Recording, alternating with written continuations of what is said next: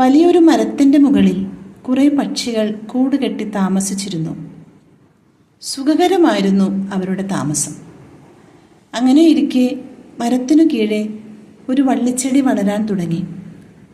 പക്ഷികളുടെ കൂട്ടത്തിലുണ്ടായിരുന്ന പ്രായം ചെന്ന പക്ഷി പറഞ്ഞു, ഈ വള്ളിച്ചെടി ഇങ്ങനെ വളർന്നാൽ അപകടമാണ്. അത് കൊത്തി നശിപ്പിച്ചു കളയണം.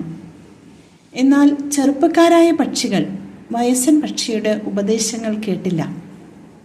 അങ്ങനെയിരിക്കെ ഒരു നാൾ ഒരു വേടൻ ഈ വള്ളിച്ചെടി കണ്ടു.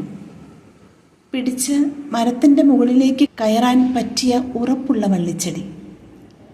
വേട്ടക്കാരനിൽ കൗതുകമുണർന്നു.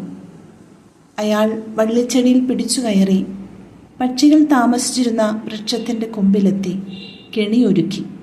പെടുന്നനെ പക്ഷികളെല്ലാം അയാളുടെ കെണിയിൽ വീണു. പക്ഷേ വയസ്സൻ പക്ഷി വിദഗ്ധമായി കെണിയിൽ നിന്ന് രക്ഷപ്പെട്ടു. ആപത്തിനെ മുളയിലെ നുള്ളിക്കളയാതിരുന്ന പക്ഷികളെ നോക്കി വയസ്സൻ പക്ഷി സങ്കടപ്പെട്ടു.